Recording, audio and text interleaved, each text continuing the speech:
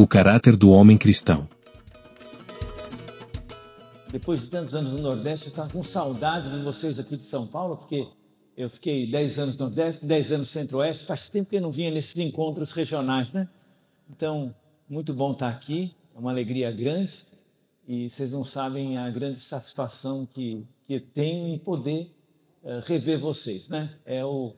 Aquilo que Paulo diz lá na carta, naquela carta dele aos tem sido o meu, carta, acho que aos Tessalonicenses, esse tem sido o meu unguento, aquela coisa que me acalma a alma, né? É muito bom. Também é uma alegria, eu agradeço os organizadores pelo convite e pela organização do evento. Eu sempre ouvi falar do Enos, né? Eu conheci o Enoque, né, que é mais famoso, foi trasladado, mas o Enos, né, que é o outro descendente lá, eu não conhecia muito, né, mas ele está ficando famoso, né, já está na 23ª edição, eu fiquei contente em poder participar.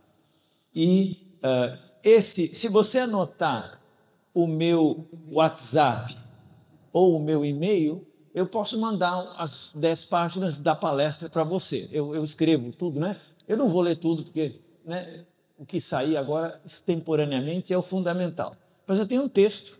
Se você quiser o texto, eu lhe passo, só você me pedir, né? E aí eu mando para você.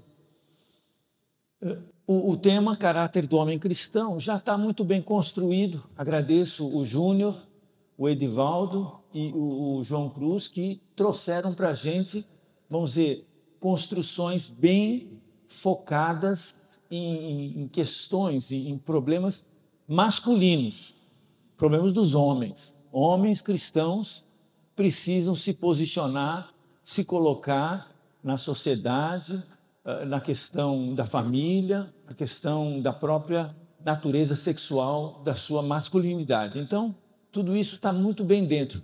Eu queria conduzir agora uma última palestra tentando sumarizar, mas realmente eu vou trabalhar tantas coisas, né, outros temas, e eu queria começar falando sobre a questão dos evangelhos, né? Os estudiosos da Bíblia, da literatura, descobriram que os evangelhos, Mateus, Marcos, Lucas, João, são um tipo de literatura, um gênero literário que não tinha paralelo no mundo antigo.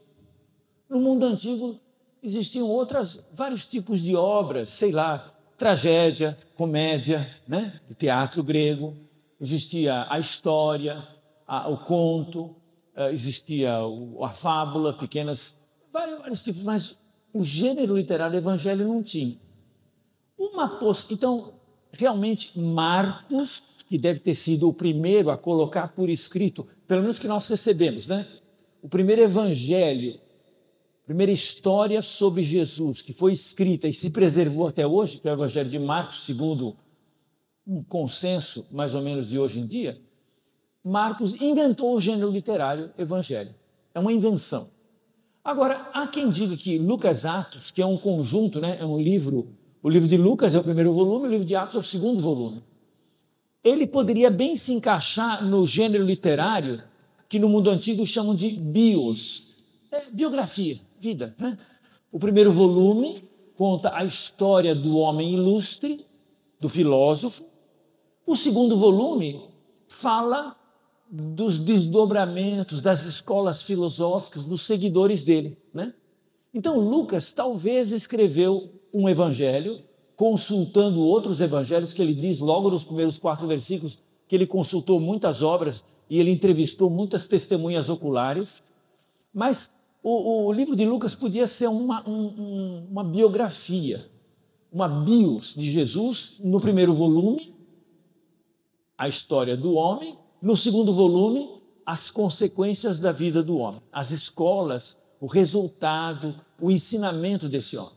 Se for verdade isso, então nós temos uma coisa interessante para estudar, porque eles, nesses relatos, eles às vezes contavam a história da criança, pegavam, por exemplo, a biografia de César e contavam um relato da infância do César. Por quê? Porque eles diziam, o caráter do homem já está na criança. Aquilo que é... Então o César, desde pequeno, já era um conquistador, já guerreava, entendeu? Conta a história de um grande filósofo que desde pequeno já tinha inclinação para a filosofia. Então, essas peças literárias do mundo greco-romano, um pouco antes da época do Evangelho, quando contavam uma historieta sobre a vida do homem famoso na infância, não era curiosidade, é porque eles acreditavam que o caráter do homem já estava na criança. E é isso que nós vamos ver hoje. Eu vou pegar um relato da infância de Jesus. O quadro é genérico, né? Um quadro da infância de Jesus, porque acredito, não na literatura greco-romana, mas acredito na intenção de Lucas de, através da criança Jesus, já explicar como vai ser o homem Jesus. Porque o caráter do homem já está lá na criança. Não é nenhum destino, não é nenhuma predeterminação do DNA biológica, mas é dizer que, às vezes, uma pessoa na infância já está mostrando alguma coisa que mais tarde vai florescer de modo pleno. E é isso que nós vamos ver aqui. Vamos para Lucas, capítulo 2, versículos 39 até 52. Abra a sua Bíblia ou abra o seu celular, não sei como é que, se você é moderno ou se você é antigo, mas eu vou ler aqui na Nova Almeida Atualizada. Depois de terem cumprido tudo conforme a lei do Senhor, voltaram para a Galileia, para a sua cidade de Nazaré. O menino crescia e se fortalecia, enchendo-se de sabedoria, e a graça de Deus estava sobre ele. Todos os anos, os pais de Jesus iam a Jerusalém para a festa da Páscoa. Quando ele atingiu os 12 anos, foram a Jerusalém segundo o costume da festa. Terminados os dias da festa, ao regressarem, o menino Jesus ficou em Jerusalém sem que os pais dele o soubessem. Pensando, porém, que ele estava entre os companheiros de viagem, andaram um dia inteiro. Então começaram a procurá-lo entre os parentes e conhecidos.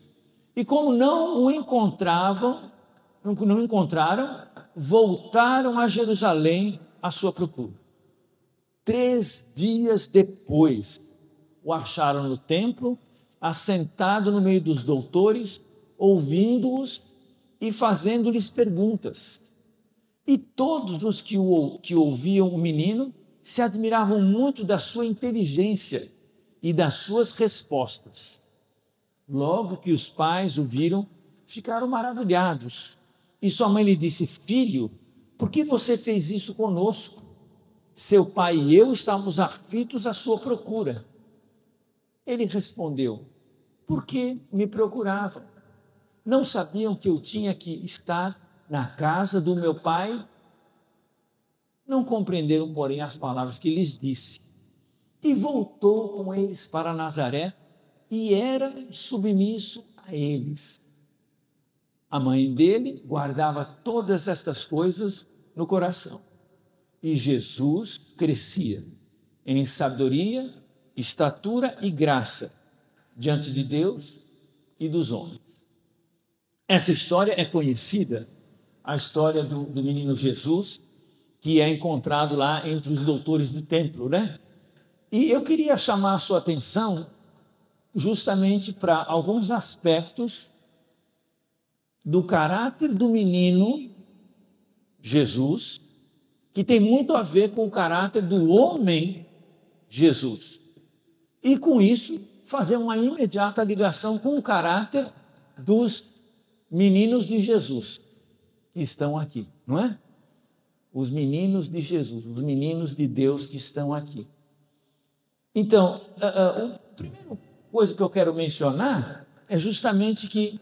Não, volte um, por favor. Isso. a primeira característica desse Jesus, menino, é que ele está centrado, o centro dele, o foco dele, são as coisas do Pai. Olha aqui em esse texto de Lucas, capítulo 2, no versículo 49. O tradutor faz o que pode aqui, né? Por que me procuravam? Literalmente no original não sabiam que eu tinha que estar do meu Pai, nas coisas. Algumas traduções dizem coisas, algumas traduções dizem nos negócios. A tradução que eu li diz na casa. Olha, meu foco é estar nas coisas do meu Pai. Esse menino só tem 12 anos, gente. Quer dizer, para um judeu ele já é maior de idade. Se ele fizer uma coisa errada, ele vai apedrejado, viu? Aos 12 anos já tinha maioridade diante da Torá, diante da lei. Então, ele já tem responsabilidade, não está esperando chegar a 18, 21, 48, 65, né? Tem gente até com 65 que ainda não é responsável, mas esse aqui não. 12 anos diz, eu já sei o meu lugar. O meu lugar é as coisas do Pai. Com 12 anos ele já sabia, e depois, com 30 anos, na casa do Pai, ele disse, eu tenho cuidado disso aqui, rapaz. É como bem foi falado pelo Edivaldo, não tem descontrole nenhum. Até eu lembro de um professor que disse para mim, olha, Jesus estava tão raivoso e tão sereno que ele virou as mesas dos cambistas. O que tem na mesa do cambista? O que tem na mesa dos cambistas? Todo mundo ajudou a recolher. Todo mundo ajudou a recolher. Não sei se devolveram, né? Mas ajudaram a recolher. E ele virou as cadeiras dos que vendiam as pombas. Esse azorrague aqui, ele tocou os bichos. Mas as mesas que tinham as gaiolas das pombas, ele não virou a mesa. Por quê? Porque senão ia machucar a pomba. Você virar uma mesa com a gaiola de passarinho, o passarinho cai lá e se rala inteiro. Ele falou, tire daqui isso. Está com perfeito juízo, como equilíbrio, que o Edivaldo falou essa palavra, equilíbrio. Jesus ama as coisas do Pai, centrado nas coisas do Pai e sabe exatamente o que ele quer fazer. Ele fala, aos 12 anos, eu vou focar nas coisas do Pai, aos 30 anos, ele está cuidando das coisas do Pai, até o fim. Ele vai dizer, eu e o Pai somos um. Eu e o Pai somos um. Não tem diferença. Eu faço exatamente o que o meu Pai faz. Porque o tesouro do homem está onde está o coração do homem, né? Ou o contrário, o coração do homem está onde está o tesouro desse homem. Alguém disse isso, vocês lembram desse? Né? Então, esse Jesus que sabia que foco significa valor, que o coração aponta para aquilo que é o fundamental, tinha no caráter dele isso desde a infância. Jesus é um cara centrado nas coisas do Pai. Então, se ele era centrado nas coisas do Pai, mais ainda a gente, esse que chegou a dizer, eu e o Pai somos um, está nos convidando para participar dessa unidade com o Pai, buscando, em primeiro lugar, o reino de Deus e a sua justiça. Na certeza que as outras coisas, só o necessário, viu? Vai ser acrescentado. Não é para buscar primeiro as coisas necessárias, engano, versículo errado. Trocou a ordem, perdeu tudo. Em primeiro lugar, o reino de Deus. E a justiça decorrente desse reino, a retidão, a manifestação concreta da justiça divina. Resultado, Deus vai cuidar do que é o que você precisa no máximo. Como diz Paulo, tendo que comer, alguma coisa para cobrir, tá bom, né? E aí então, nós estamos sendo convidados nesta semana, nesse dia, como temos falar do caráter de Jesus, o caráter de Jesus é ser centrado com o Pai. Meu alvo são as coisas do meu Pai. Eu devia estar na casa do meu Pai, nos negócios do meu Pai, nas coisas do meu Pai. Esse é a marca que tinha o menino e o homem. Vai morrer na cruz, falando com o Pai. O Pai dominou a vida dele do começo ao fim, não por imposição, mas porque ele estava conectado com ele. Que é uma marca do caráter de Jesus na sua vida. Centre, foque, conecte nas coisas do Pai. Outra coisa que a gente vai ver, que é uma marca, é que Jesus foi encontrado ao terceiro dia. Olha lá comigo, daqui em Lucas mesmo, capítulo 2, versículo 46, eu acho. A letrinha é tão pequena, 46, né? Ao terceiro, isso aqui pode ser só uma marca. Alguém diz, isso aí é só uma referência geográfica, Álvaro. Os pais foram um dia, certo? Um dia de caminhada. Você sabe como é que perderam, né? José pensou, Jesus está com Maria. Maria pensou, Jesus está com José, né? Cachorro que tem dois donos morre de fome, já viu isso? É isso, né? Jesus já morreu de fome. O menino, quem deu comida? Foi ela. O José foi, a Maria foi. Chegaram lá, que os homens ficavam até mais tarde. As mulheres saíam antes, iam mais devagar. Os homens ficavam aproveitando Jerusalém até fora. Depois eles iam mais apertados, né? E chegavam no caravansar, no acampamento, só de noite. Chegando lá, cadê Jesus? Não está com você? Não, ele ia com você. Não, com você. Um dia. Depois, como é que faz? Você viajou um dia, como é que faz? Pega o trem, o avião, o camelo voador? No Talmud fala de camelos voadores. Não, teve que voltar. Outro dia. Aí encontra Jesus no terceiro dia. Então, isso aqui é só geografia. Não. Os evangelistas são mestres na arte da alusão, na arte da sugestão. Esse Jesus, ele é encontrado quando? Quando que os caras encontraram ele de verdade? No terceiro dia, né? Os caras em Emaús, tomando prosa, conversando, de repente, era Jesus. Jesus, quando foi transfigurado, disse para os discípulos, só tinha dois com ele, né? Só tinha o Pedro, o Tiago e o João, né? Três, desculpe, né? Só tinha três com ele. Ele falou, não contem para ninguém disso. Só contem depois que eu ressurgir. Alguém diz, mas por que depois?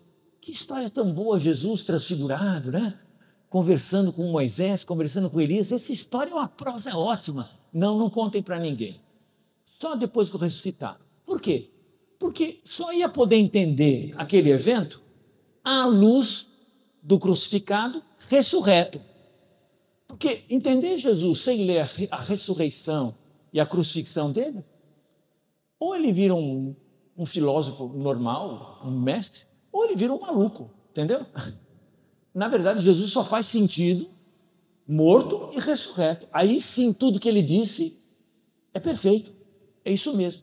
Então, Jesus é o tipo da pessoa que só podia ser encontrado no terceiro dia. Essa alusão sutil à narrativa da paixão, feita aqui logo no começo do Evangelho de Lucas, faz a gente pensar numa característica da pessoa de Jesus. Só se compreende Jesus a partir da sua morte, sepultamento e ressurreição. Falar de Jesus sem falar disso é o que o evangelho gnóstico de Tomé faz, e aquilo é heresia. Todos os evangelhos têm a narrativa da morte, sepultamento e ressurreição de Jesus, que se não tiver isso, não é evangelho, não é a mensagem de Jesus, é filosofia, é pedagogia, é muito legal, mas não leva ninguém além desse teto aqui, né? Fica tudo. Então, Jesus foi encontrado ao terceiro dia, porque a característica dele é ser alguém cujo caráter se manifesta plenamente pelo que Deus fez na vida dele. E como isso tem a ver com a gente? Bom, nós fomos. Deixa eu ver que slide que é agora. Deixa esse aí mesmo, tá bom. Quando é que nós fomos encontrados ao terceiro dia? Quando você foi batizado. Você foi batizado e você passou pela sua primeira ressurreição. Não tem nada a ver com o Apocalipse isso. Sua primeira ressurreição.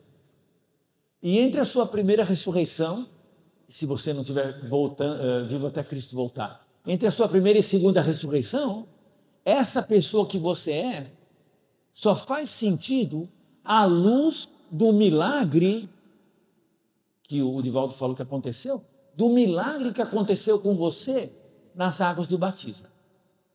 É a marca que eu carrego, a marca que você carrega.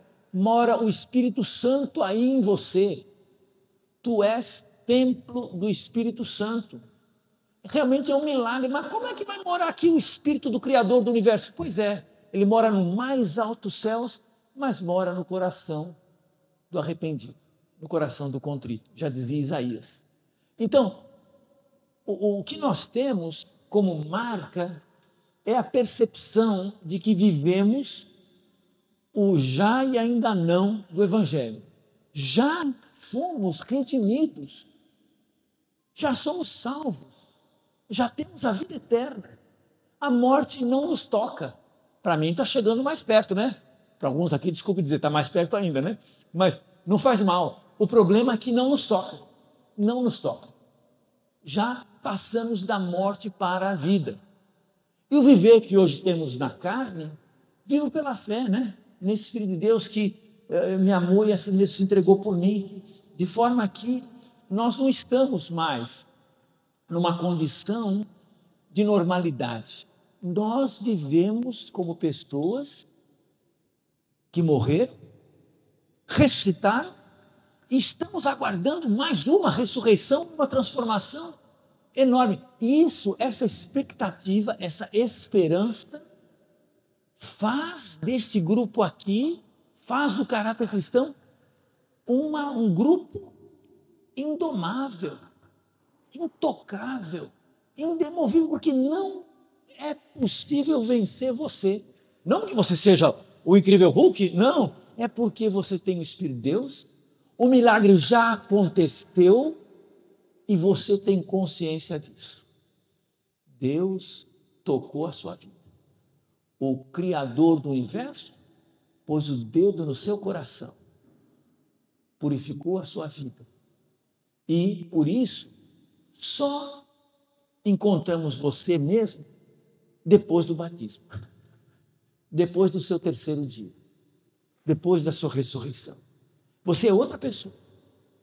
Quando você tem consciência plena dessa transformação, então você muda de atitude. As coisas desse mundo passaram. Se alguém está em Cristo, é nova criatura. As coisas antigas passaram, eis que se fizeram novas. E quando você vê isso, aí essa marca de caráter faz com que a imagem, a coragem, a ousadia de Cristo brilhe na sua vida. Pense nisso. Você morreu uma vez, para que quando morrer de novo, na verdade não seja afetado pela morte. Daqui para frente é só vida e vida.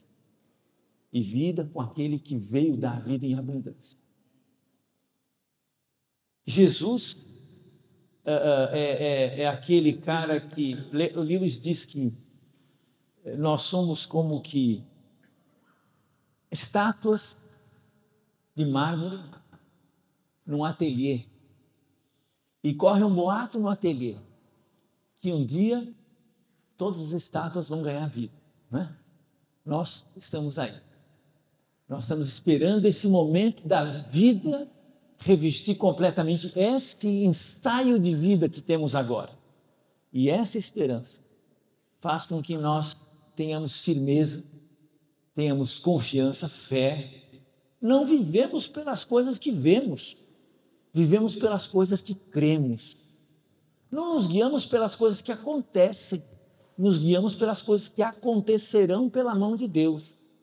Não sofremos pelas coisas que nos atingem, já nos regozijamos pelas recompensas que nos serão dadas. É outra expectativa, é outra mudança, é outro sorriso. É uma nova canção. É um povo que canta um novo cântico, que ninguém pode aprender, porque precisa ter passado pela transformação para chegar lá. Mas essa é sua marca, era a marca de Jesus.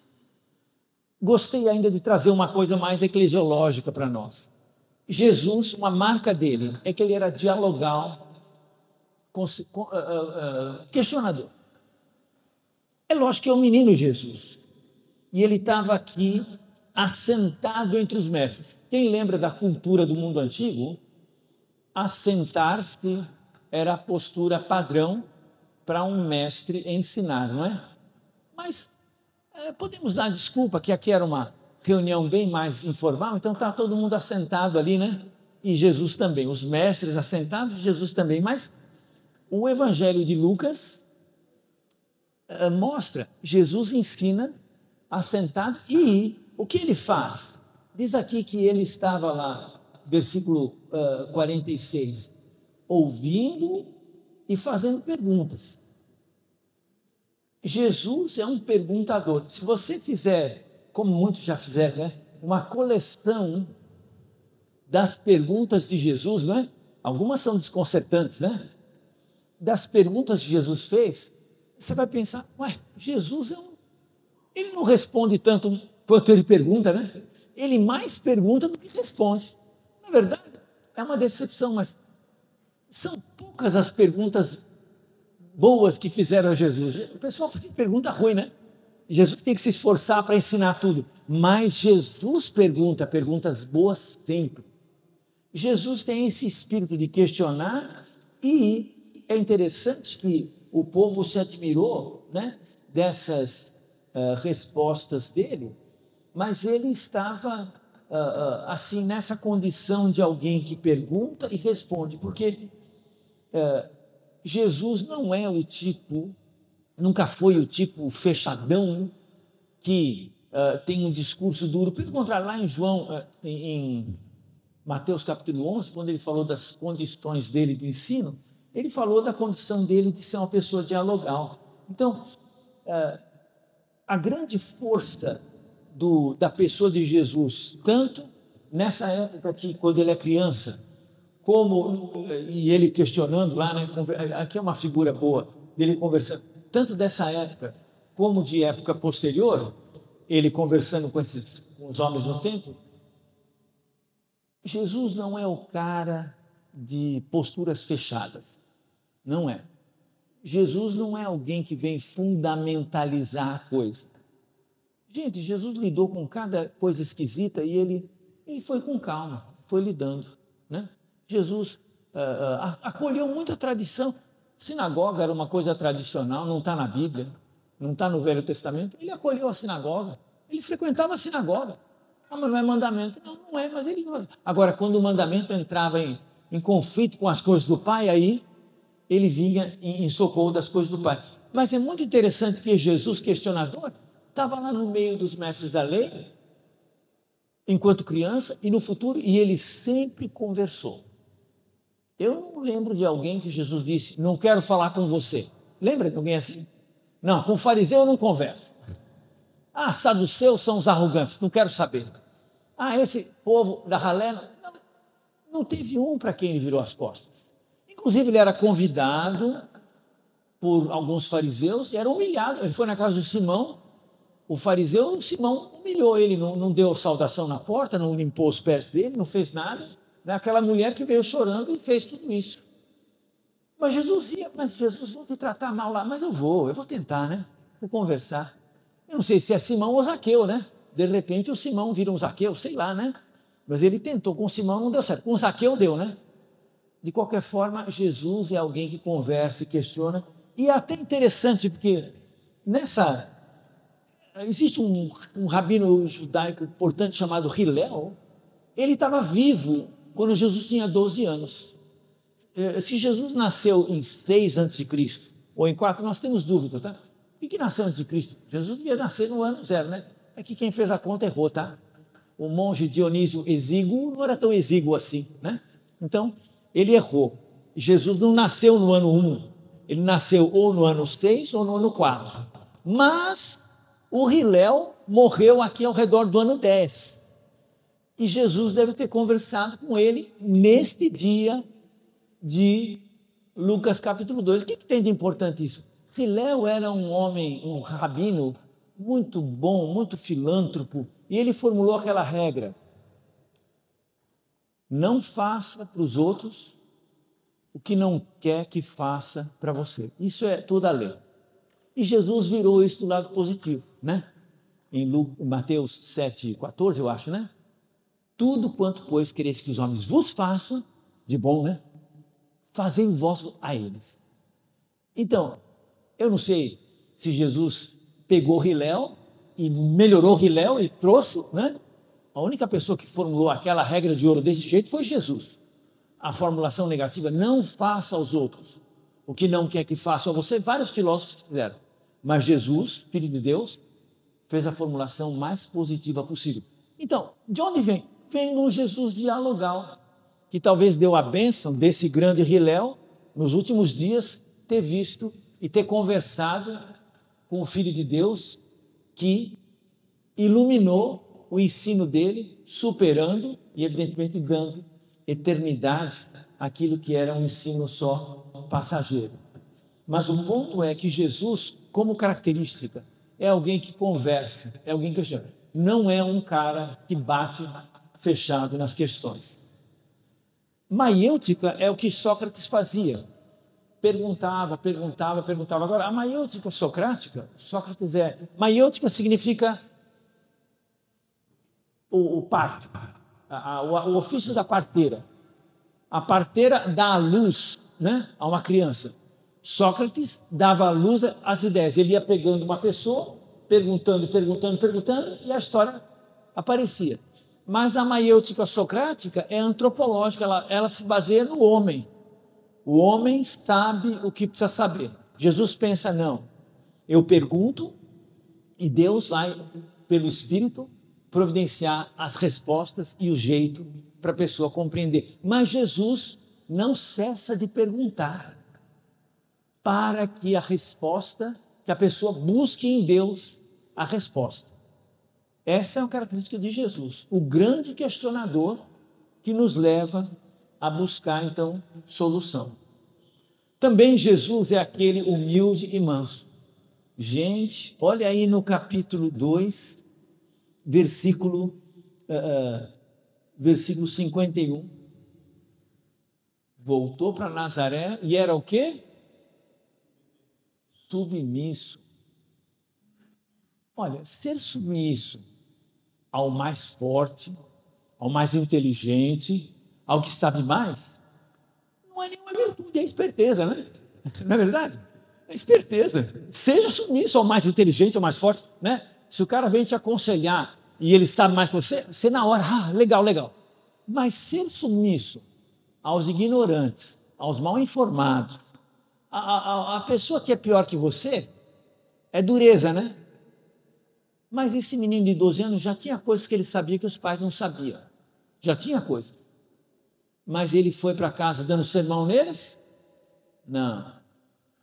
É assim a submissão. Jesus, ele vai dizer: venham a mim os que estão cansados e sobrecarregados, eu vos aliviarei. Tome sobre vós o meu jugo, aprendei de mim, porque sou humilde e manso de coração, e achareis descanso para vossas almas.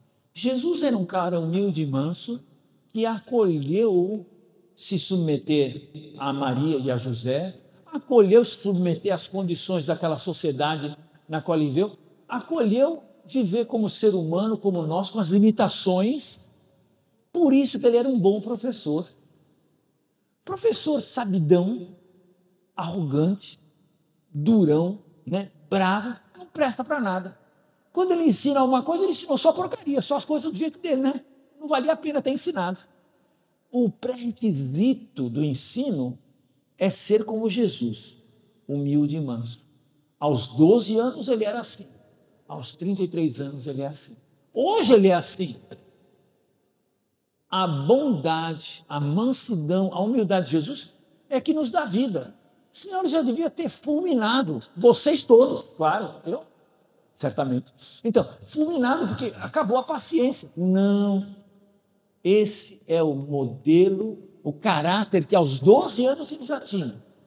E vai ter até o fim da sua vida.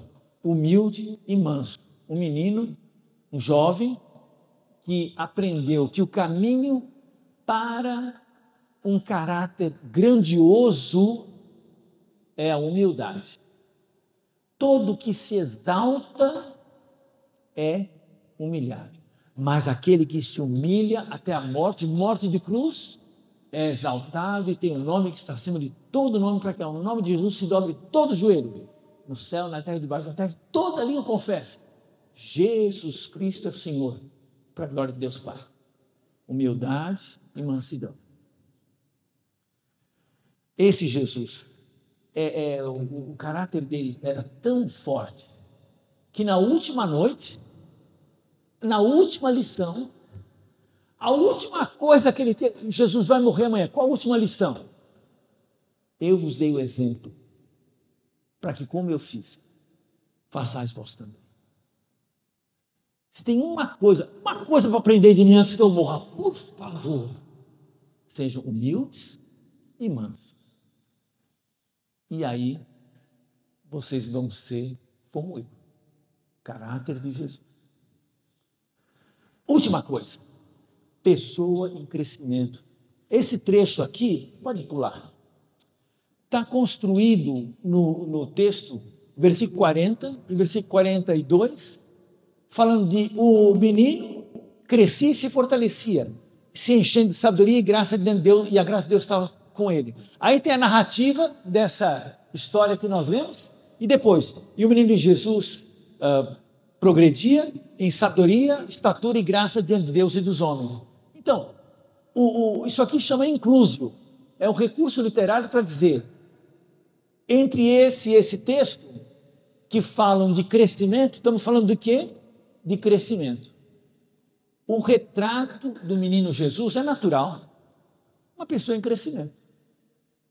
Se uma criança não cresce, está doente, vai morrer. Jesus cresceu normalmente, né? Virou um homem forte, né? Mas a característica de Jesus como pessoa em crescimento é a característica para nós hoje. Nós, se esse era o crescimento que você vê na pessoa de Jesus, na vida dele, até na carreira dele, esse crescimento também diz respeito a nós, a nossa carreira. Nesse versículo diz, no versículo 40, Jesus a criança. Mas lá no versículo 43 diz, o menino Jesus, essa palavra grega, hopais, pode ser traduzida o servo Jesus. Agora, essa palavra servo tem uma tradição poderosíssima no Velho Testamento, que é o servo do Senhor.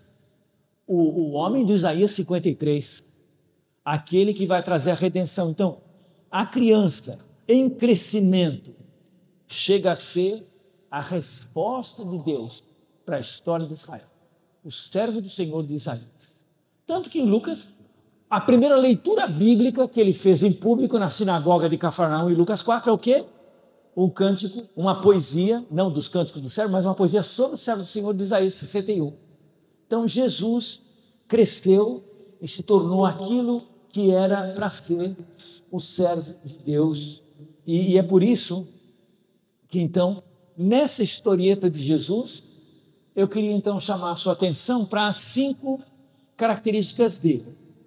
O homem já estava no menino. Tem muitas outras coisas de Jesus, eu peguei essas 5.